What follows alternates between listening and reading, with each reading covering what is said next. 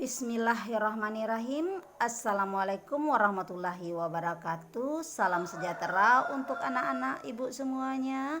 Selamat pagi. Sekarang kita kembali belajar sejarah peminatan kelas 11 ya. Sebelum kita masuk dalam pembelajaran, lebih baik kita berdoa menurut agama dan kepercayaan kita masing-masing. Yang muslim, kita mulai dengan membaca basmalah, bismillahirrahmanirrahim. Bagi anak-anak ibu ingatkan jangan lupa mengisi absen berpakaian sekolah yang lengkap, lalu kirimkan fotonya kepada ibu nak, bukti bahwa kalian telah mengikuti pembelajaran dengan ibu. Nah, sekarang kita kembali ke materi. Adapun pokok bahasan kita sekarang adalah penelitian sejarah. Di dalam penelitian sejarah yang harus anak ibu pahami adalah yang pertama, anak ibu harus memahami langkah-langkah dalam penelitian sejarah, mengkaji berbagai peristiwa sejarah. Yang kedua yaitu menerapkan langkah-langkah penelitian ini dalam mengkaji peristiwa sejarah. Yang ketiga, anak ibu dapat melakukan penelitian sejarah secara sederhana dan membuat laporan. Nah, kembali kita ke PowerPoint ini ya. Penelitian sejarah dan historiografi, artinya langkah-langkah dalam pembuatan peristiwa sejarah, lalu kita melakukan historiografi, yaitu menyusun fakta demi fakta berdasarkan urutan waktu dan kejadiannya, maka terciptalah sebuah peristiwa sejarah yang dikatakan dengan true history atau sejarah berdasarkan konsep keilmuan. Kita masuk yang pertama atau yang A, yaitu pengertian penelitian sejarah. Lihat PowerPoint ibu. Nah, penelitian sejarah adalah penelitian suatu proses investigasi yang dilakukan dengan aktif, tekun dan sistematif, yang bertujuan menemukan serta menafsirkan fakta-fakta sehingga tercapai pengetahuan yang lebih mendalam untuk mengetahui sebuah peristiwa ya, tingkah laku, teori atau hukum-hukum yang mendasarinya. Sementara bedanya pengertian penelitian dengan penelitian sejarah, kalau penelitian sejarah ia adalah proses pengkajian secara sistematis ya, secara sistematis menurut kaidah penulisan keilmuan suatu peristiwa masa lalu dalam rangka mendapatkan pengetahuan dan pemahaman yang mendalam serta makna dalam peristiwa itu. Dapat kita ketahui sebab-sebab latar belakang kejadian dan bagaimana prosesnya serta apa pengaruhnya dalam kehidupan kita masing-masing. Apakah pengaruhnya positif maupun negatif. Next, kita lanjut lagi nak, yaitu yang ketiga, yaitu langkah-langkah di dalam penelitian sejarah. Dalam konteks ilmu sejarah, metode penelitian disebut juga dengan metode sejarah. Metode sejarah adalah suatu proses pengujian yang sistematis ya nak ya, yang sistematis secara kritik sumber dan tentang peninggalan masa lalu dalam rangka menghasilkan gambaran yang benar tentang peristiwa tersebut.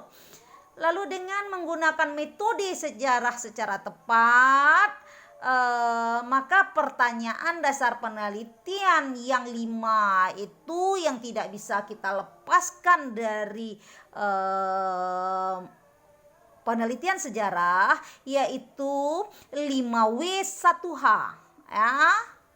Apa, kapan, di mana, mengapa, bagaimana peristiwa itu terjadinya, dan siapa pelaku peristiwa, ya nak ya. Lalu kita masuk lagi proses metodologi dalam penelitian, yaitu langkah-langkah atau proses yang digunakan dalam mencari dan menunjukkan jalan menuju kebenaran sejarah. Apakah sejarah itu empiris atau tidak? Apakah dia layak menjadi sejarah sebagai ilmu atau hanya dongeng, bahkan hanya sebuah cerita legenda. Ini di sini bisa nanti dapat terungkap di anak bagaimana ceritanya. Lalu kita lanjut lagi. Menurut pakar sejarah Indonesia, yaitu Kunto Wijoyo, ya. Adapun langkah-langkah dalam penelitian yang pertama adalah memiliki topik. Apa topik, ya? Apa topik, apa judul dari penelitian kita? Lalu kalau sudah tahu judulnya, nah, tema yang akan kita teliti atau peristiwa apa yang akan kita kaji, kita masuk nanti tahap yang kedua, yaitu tahap di mana kita mengumpulkan semua sumber-sumber data-data yang berhubungan dengan peristiwa sejarah, baik itu sumbernya primer maupun sekunder, baik dia secara sumber yang kita peroleh secara langsung dari pelaku peristiwa dan orang yang menyaksikan peristiwa, atau kita bisa juga mengkaji dari peninggalan-peninggalan tertulis seperti prasasti, kitab, buku, serta surat-surat penting lainnya. Lalu ya masuk kita tahap yang ketiga, yaitu tahap verifikasi atau kritik sumber. Apakah sumber yang kita dapatkan ini absah atau asli atau cuma bualan belaka? Kritik sumber ini nanti juga ada dua, nah ada kritik intern dan kritik ekstern namanya. Nanti kita akan lihat lagi lebih jauh. Lalu kita nanti masuk lagi kepada langkah yang keempat ini, yaitu interpretasi. Interpretasi ini adalah kemampuan kalian atau kemampuan sejarawan dalam merangkai fakta demi fakta, sehingga terjadilah sebuah peristiwa atau penulisan peristiwa yang menyambung dari fakta A ke fakta B ke fakta C, dan kita harus mampu menggambarkan di dalam penulisan kita apa sih sesungguhnya peristiwa yang terjadi pada waktu itu. Baru nanti kita sebagai sejarawan melakukan penulisan historiografi. Kita tuangkan semua cerita yang kita dapatkan berdasarkan sumber yang kita dapat pada saat melakukan penelitian, ya nak ya. Lalu lanjut lagi, di dalam memilih, kita masuk poin yang pertama itu nak, di dalam pemilihan topik, anak ibu harus hati-hati menentukan topik ini, kalau tidak nanti kita dikritik orang, dibilang kita plagiat dan segala macamnya. Nah, pemilihan topik itu yang pertama harus kalian lakukan. Yang pertama adalah unik. Apa itu unik? Topik yang anak ibu pilih dapat nantinya mengundang keingintahuan dari si pembaca lebih lanjut bagaimana cerita itu sebenarnya. Tertarik dia untuk membaca karya yang akan kita buat. Yang kedua adalah penilaian. Contoh dari topik yang unik ini, kalian harus mencari tema atau kata yang tepat mengandung makna menarik bagi orang dan mengundang keingintahuan orang lain untuk topik tersebut. Contoh enaknya,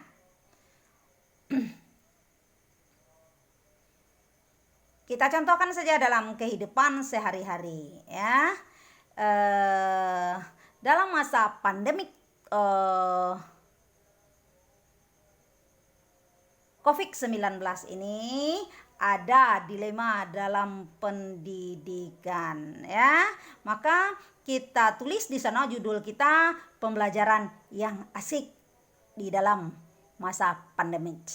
Jadi di sekolah kami pada saat kita membuka topik seperti itu, nah orang ingin tahu bagaimana sih pembelajaran di sana, bagaimana sih cara gurunya menerangkan, bagaimana sih anaknya belajar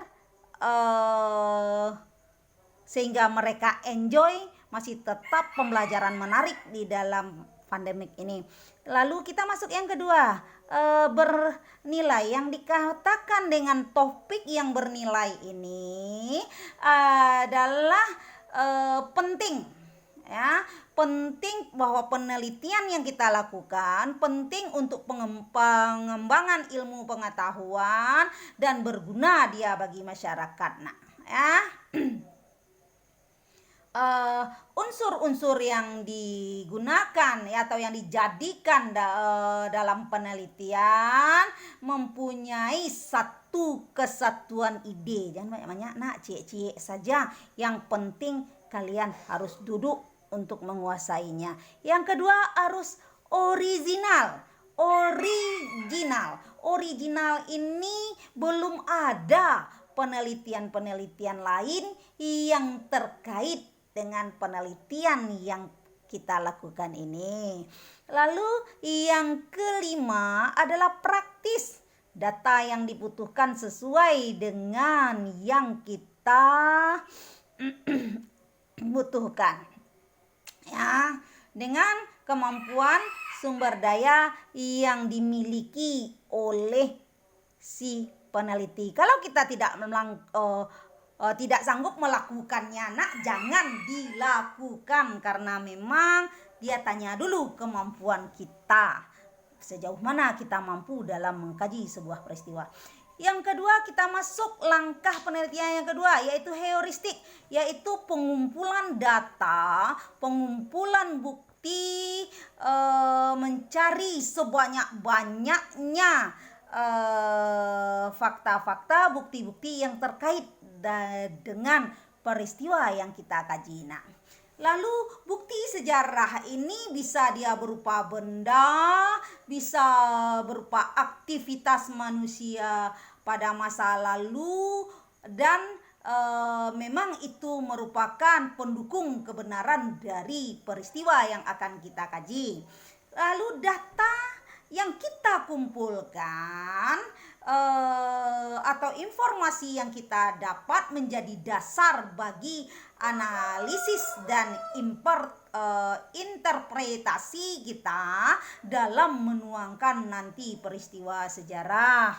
Ada dua macam sumber, yaitu sumber primer dan sumber sekunder. Di dalam mencari data, kita harus mengumpulkan semuanya fakta dan data. Nanti baru kita pilah, kita kotak-kotakkan. Apakah ini sumber primer, apakah ini sumber sekunder? Bu, apa bedanya, Bu, sumber primer dan sumber sekunder? Sumber primer adalah sumber yang langsung kita dapatkan dari pelaku peristiwa atau orang yang menyaksikan peristiwa dalam proses wawancara. Kita langsung berbicara dengan si pelaku. Nah, contohnya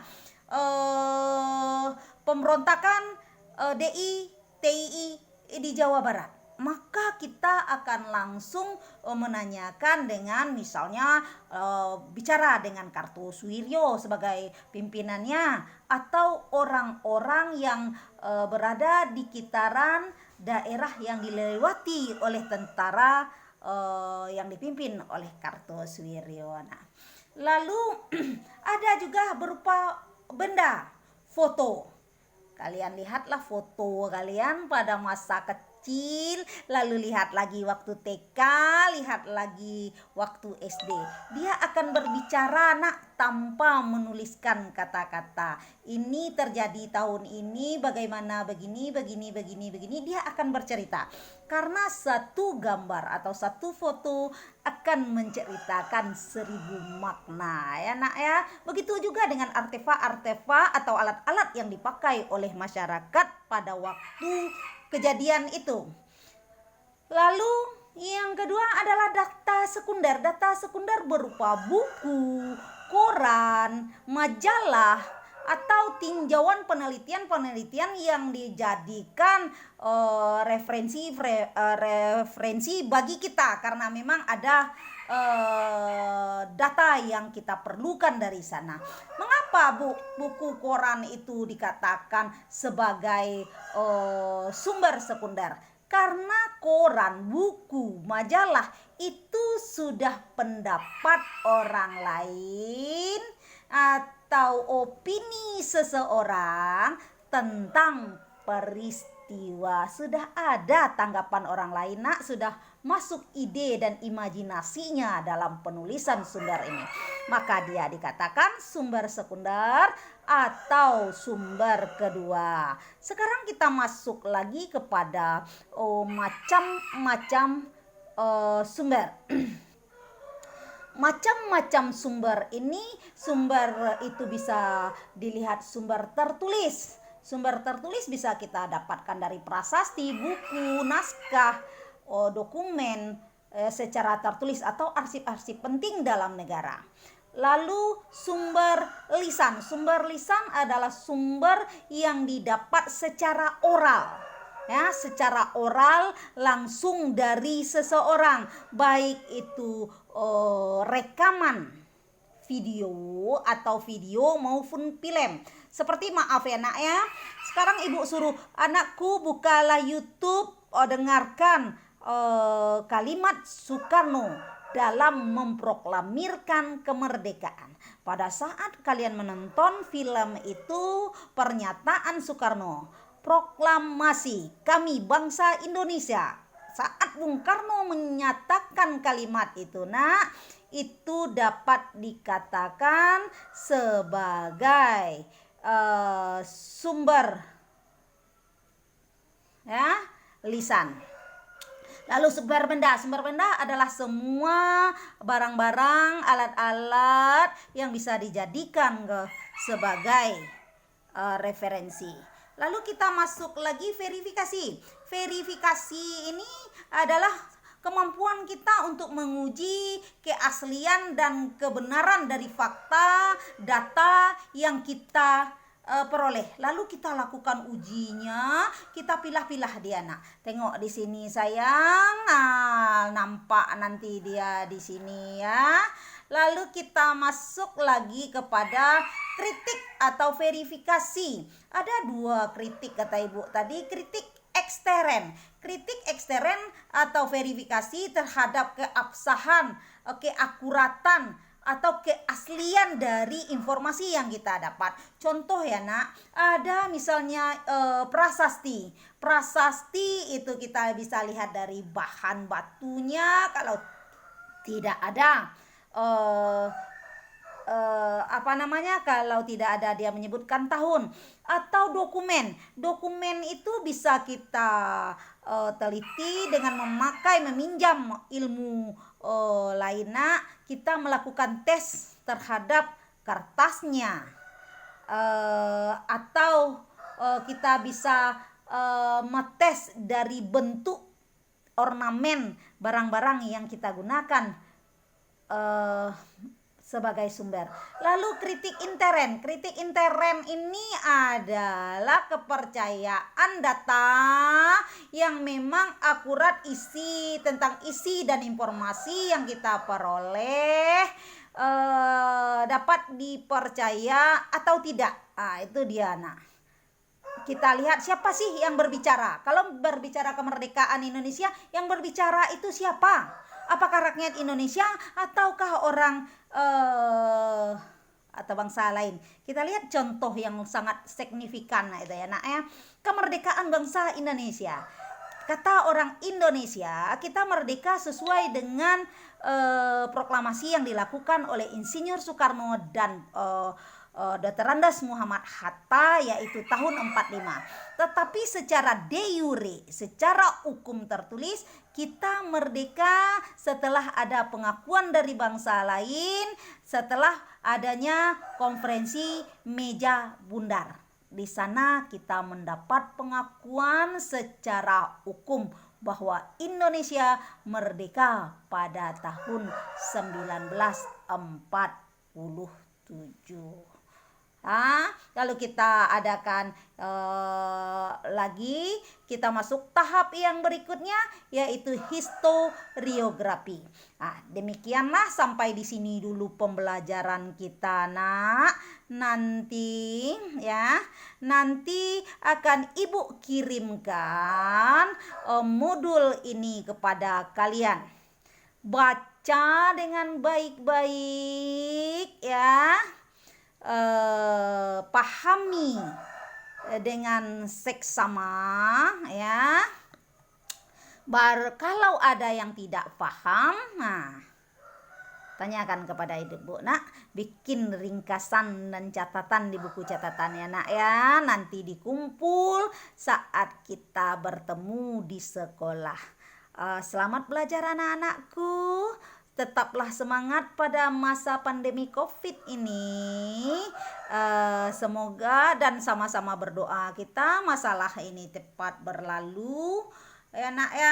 Kita dapat berkumpul lagi di sekolah. Mari kita akhiri pembelajaran dengan mengucapkan Alhamdulillahirabbil alamin. Semangat ya sayang ya. I love you all. Bye.